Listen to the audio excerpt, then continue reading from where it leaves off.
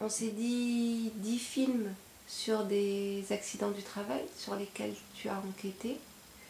Il y avait plein d'autres façons de parler du monde du travail, comme on dit. Pourquoi des récits sur les accidents du travail? Pourquoi ce choix? Là, on est avec ce lien de subordination, le salarié subit les conditions de travail que lui fait son employeur. Et subir les conditions de travail c'est énormément de choses. Donc c'est la durée du travail, c'est l'organisation du temps de travail.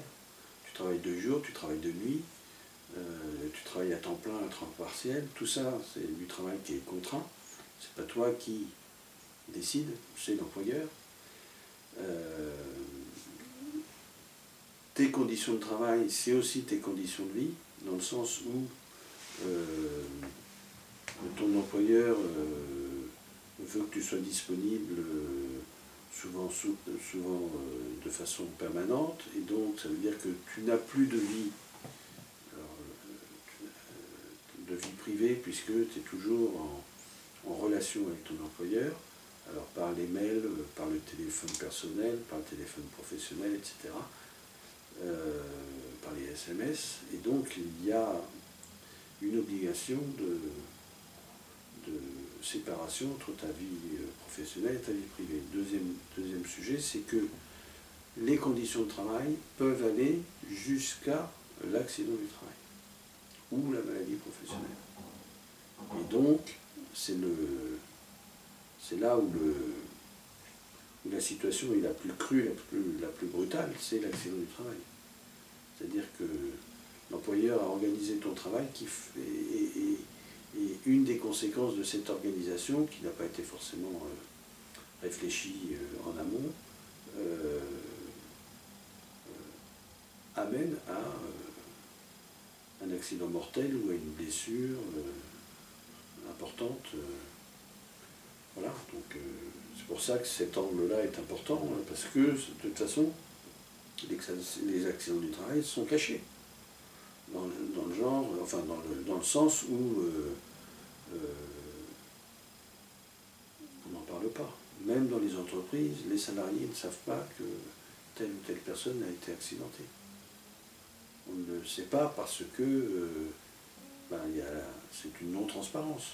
Parce que l'entreprise est un lieu clos, fermé, sans transparence, où le droit de propriété est extrême, et seuls les représentants du personnel sont a priori au courant des accidents du travail. Alors quand l'accident du travail se produit devant les autres ouvriers ou les autres salariés, évidemment, là, il y a des témoins, mais il y a plein de moments où un accident du travail la nuit, par exemple,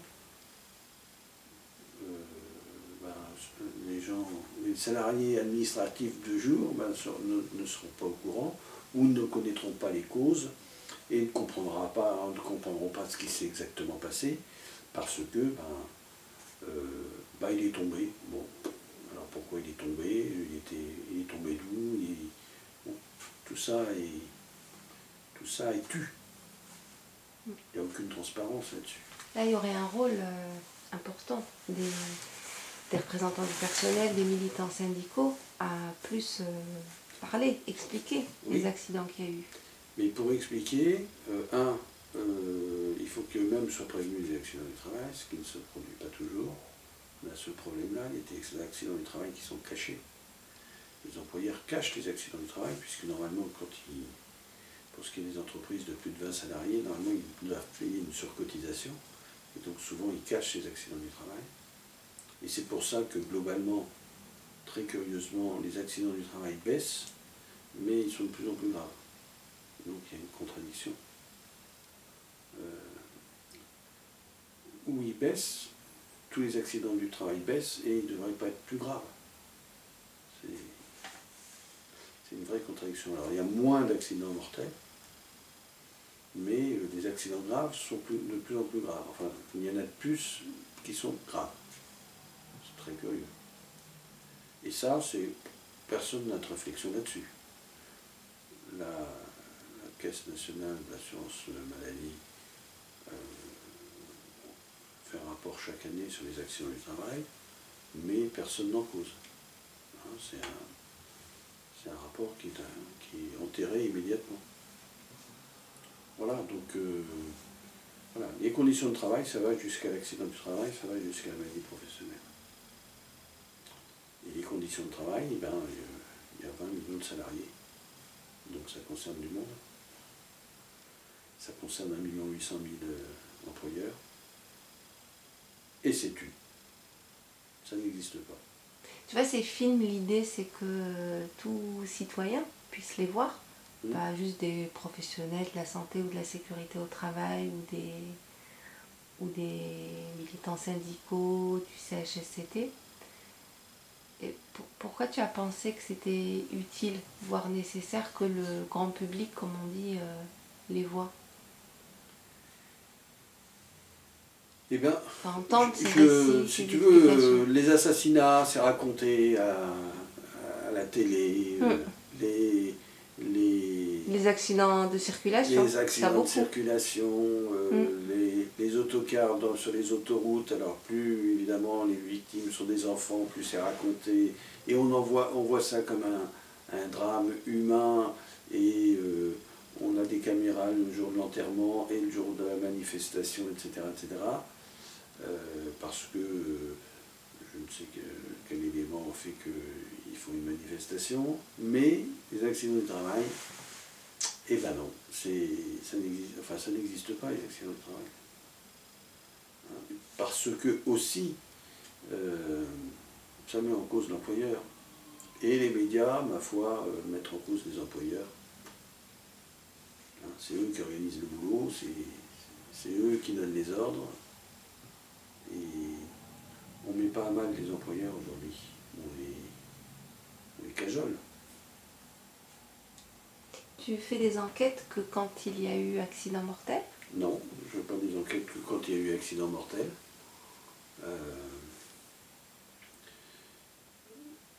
Tu peux, dans un même accident, où tu peux te pincer le doigt, où tu te pinces la main, où tu te pinces le bras, où tu t'amputes le bras.